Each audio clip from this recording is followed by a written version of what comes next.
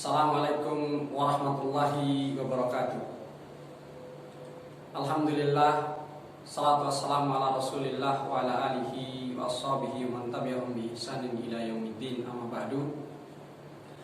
Anak-anak kami, santri baru yang dirahmati oleh Allah, selamat datang Ustaz sampaikan di Taman Belajar SMP Islam Terpadu Putra Mataram, Pondok Pesantren Abu Hurairah Mataram. Semoga Ananda dan kita semua kelak menjadi anak-anak yang akan menghantarkan orang tua kita dan orang-orang yang kita cintai ke dalam surga Allah Subhanahu wa ta'ala. Sebelum kita masuk pada pembahasan materi, terlebih dahulu Ustaz ingin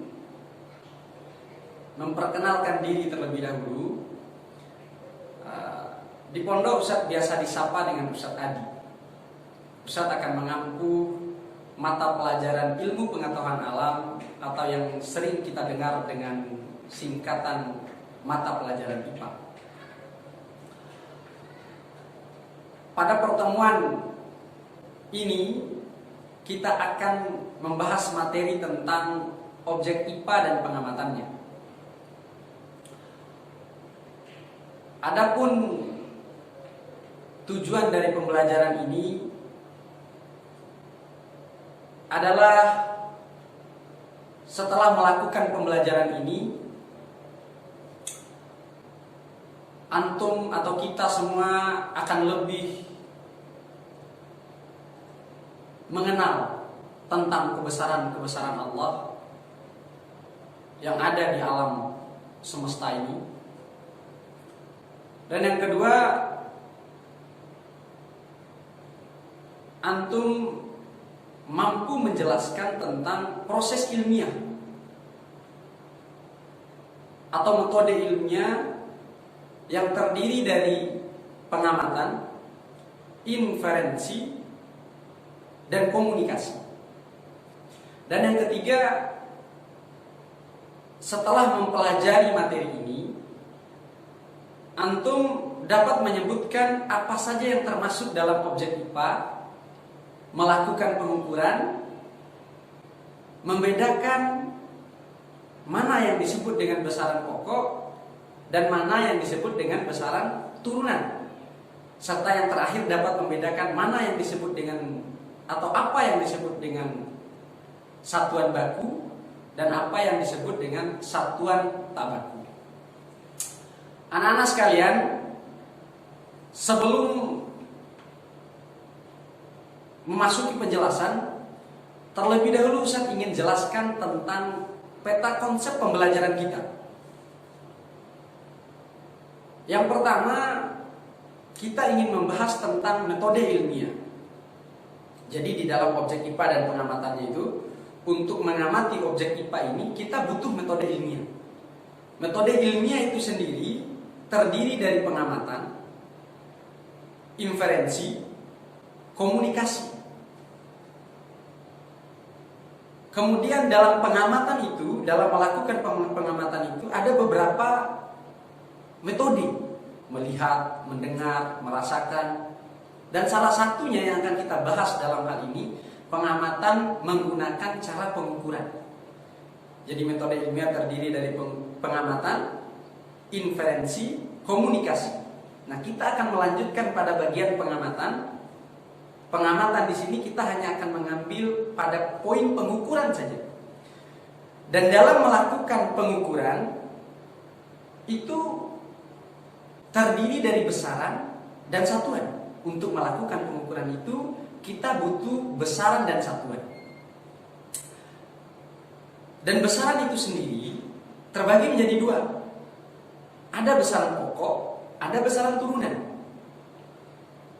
Kemudian satuan. Satuan itu terdiri dari satuan baku atau SI yang bisa tulis di slide, dan satuan tak baku.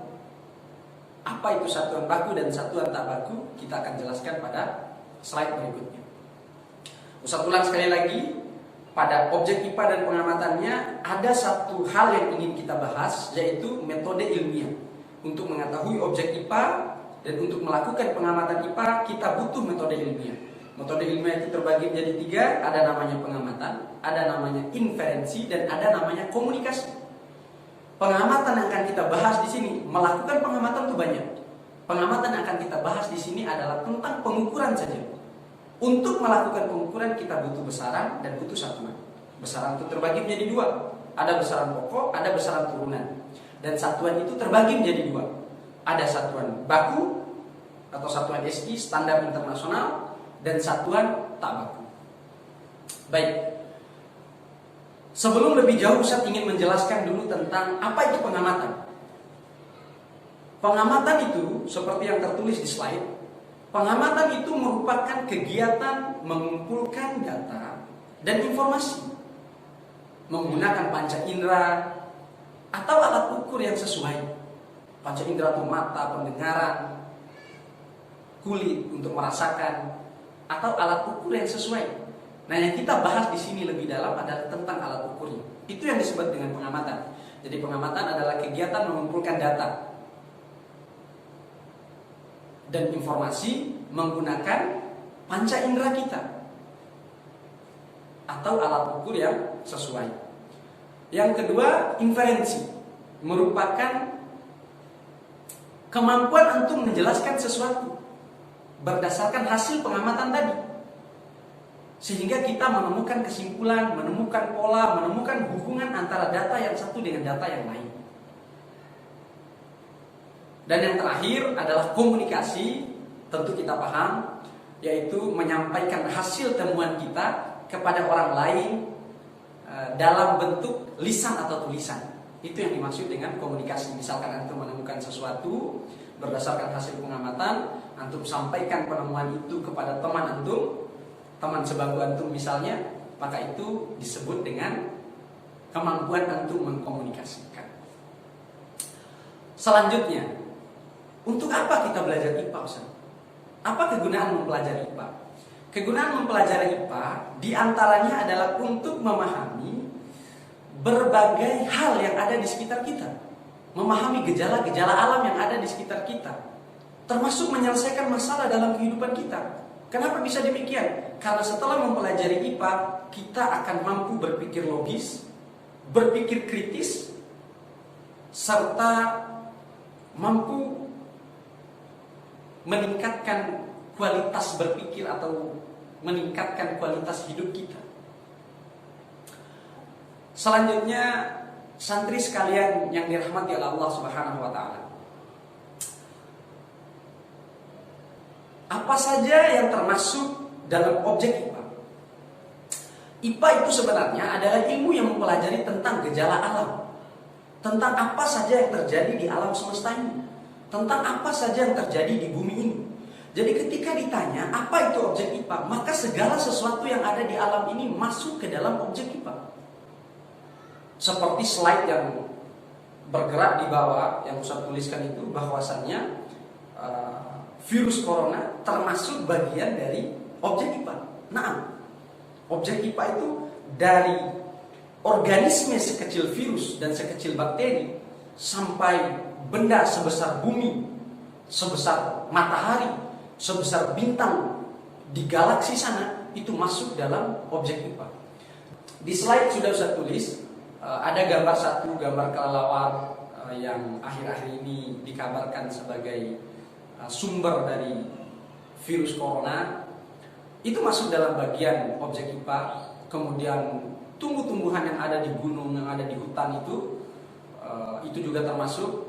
Dan segala organisme, hewan, tumbuhan, manusia, itu termasuk dalam objek IPA. Terus apa yang akan kita amati? Itu tadi, organisme yang kecil seperti virus, bakteri, tumbuhan, hewan, dan manusia. Itu termasuk dalam bagian objek IPA. Jadi objek IPA itu sangat luas.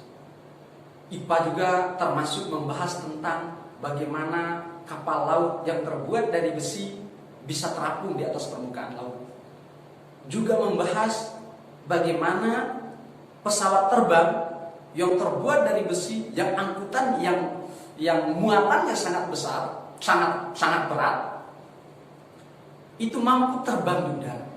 Itu semua adalah masuk dalam objek pengamatan di dalam ilmu IPA. Selanjutnya, apa saja yang termasuk produk IPA? Jadi setelah objek pengamatan IPA, untuk memotivasi antum semua, anak-anak sekalian, kita perlu tahu apa saja objek IPA. Jadi hampir semua yang ada dalam kehidupan kita sehari-hari itu masuk dalam objek IPA. Misalnya, sekarang antum sedang melihat video Ustaz yang menjelaskan materi objek IPA, antum sedang memegang HP atau smartphone, kita bilang hari ini, itu adalah bagian dari objek IPA. Orang yang mampu menciptakan teknologi adalah orang-orang IPA. Hari ini orang sedang sibuk mencari antivirus dari virus corona, itu adalah pekerjaan IPA. Orang mengamati benda-benda yang kecil menggunakan mikroskop misalnya, itu adalah bagian dari pekerjaan IPA. Dan banyak sekali hal-hal yang ada di sekitar lingkungan kita itu adalah karya atau produk dari IPA. Oke, kita masuk pada materi. Tadi Ustaz sudah jelaskan tentang 3 metode ilmiah. Yang pertama adalah pengamatan. Pengamatan itu banyak caranya, tapi yang akan kita fokuskan pada pertemuan ini adalah tentang pengukuran. Sebelum menjelaskan apa itu pengukuran, Ustaz ingin memperlihatkan ke antum beberapa kejadian ya, di kehidupan kita sehari-hari tentang orang yang sedang melakukan pengukuran. Ternyata yang tidak asing kita lihat. Hari ini ketika kita masuk ke toko misalnya, bahkan masuk ke masjid, bahkan ketika nanti antum masuk ke pondok, mungkin antum punya bagian kepala atau kening ini, itu orang sedang ngapain? Mungkin antum bertanya seperti itu. Itu orang sedang melakukan pengukuran. Itu adalah kegiatan pengukuran. Pengukuran apa Ustaz? Pengukuran suhu. Gambar berikutnya mungkin antum lihat ada anak kecil, termometer, itu adalah termometer. Itu juga sedang melakukan pengukuran suhu badan. Gambar berikutnya ada orang yang sedang menimbang beras, menimbang berat. Kalau dalam kehidupan sehari-hari disebut berat, tapi yang benar adalah massa beras. Itu juga termasuk dalam pengukuran. Pengukuran itu membutuhkan 2. Pertama besaran, kedua satuan. Nah, besaran itu terbagi menjadi 2 lagi tadi, yaitu besaran pokok dan besaran turunan. Ustaz ingin membahas dulu tentang besaran. Apa itu besaran? Besaran itu adalah sesuatu yang dapat diukur. Jadi besaran itu adalah segala sesuatu di sekitar kita ini yang dapat diukur. Apa contohnya misalnya? Ada panjang. Panjang bisa diukur? Nggak bisa. Tinggi badan bisa diukur? Nggak bisa. Tinggi badan Ustaz 170 cm. Berat badan Ustaz 65 kg. Itu adalah besaran. Terus yang bukan besaran yang seperti apa Ustaz? Misalkan antum semua yang nonton nih ganteng misalnya. Ganteng itu bukan besaran. Kenapa? Apa alat ukurnya? Ganteng fulan atau antum ganteng 5 km misalnya, lucu, nggak ada. Jadi ganteng itu bukan termasuk dalam contoh besaran, karena tidak dapat diukur. Kemudian besaran itu terbagi menjadi 2. Ada namanya besaran pokok dan ada namanya besaran turunan. Perhatikan kamu. Jadi besaran pokok itu hanya ada 7. Ada panjang yang satuannya meter, ada waktu yang satuannya sekon, ada massa yang satuannya kilogram, ada suhu yang satuannya Kelvin, kuat arus listrik satuannya ampere, jumlah zat satuannya mole atau mol, intensitas cahaya satuannya kandela. Itu besaran pokok. Besaran pokok hanya ada 7. Jadi bagaimana cara kita mengetahui mana besaran pokok dan mana besaran turunan? Misalnya, cara paling gampang, hafal 7 besaran pokok itu. Hafalkan 7 besaran pokok itu. Selain 7 itu berarti besaran turunan. Kemudian ada namanya besaran turunan. Apa itu besaran turunan? Besaran turunan itu adalah besaran yang diturunkan dari besaran pokok. Contoh, seperti di slide, ada gaya. Gaya itu satuannya Newton. Gaya itu termasuk besaran turunan. Kenapa? Karena dia diturunkan dari besaran pokok. Nanti pada kelas 2 kita akan bahas tentang apa itu gaya, tapi sedikit Ustadz ingin jelaskan kenapa gaya termasuk dalam besaran turunan. Karena gaya itu adalah hasil kali massa besaran pokok yang ketiga di slide itu dengan percepatan. Jadi ketika ditanya gaya diturunkan dari besaran pokok yang mana? Ternyata diturunkan dari besaran pokok massa. Sehingga gaya termasuk ke dalam besaran turunan. Terakhir, Ustadz ingin menjelaskan apa itu satuan. Tadi pada slide di atas, satuan itu terbagi menjadi 2. Ada satuan baku dan ada satuan tak baku. Apa itu satuan baku dan apa itu satuan tak baku?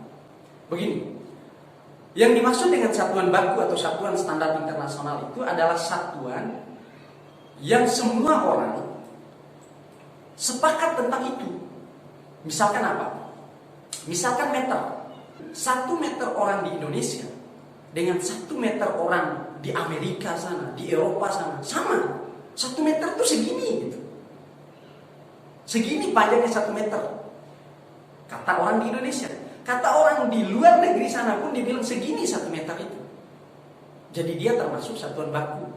1 jam kata orang di sini sama dengan 1 jam kata orang di negara lain. 1 kilo kata orang di sini sama dengan 1 kilo di negara lain. Jadi inilah yang dimaksud dengan satuan standar internasional. Kenapa? Karena semua orang di dunia ini sepakat tentang itu. Adapun satuan tak baku berbeda-beda. Mana contohnya? 1 jengkal misalnya. 1 jengkal Ustaz yang sudah umur 30 tahun itu berbeda dengan 1 jengkal antum yang mungkin baru berumur 12-13 tahun. Kenapa? Karena jengkal kita beda.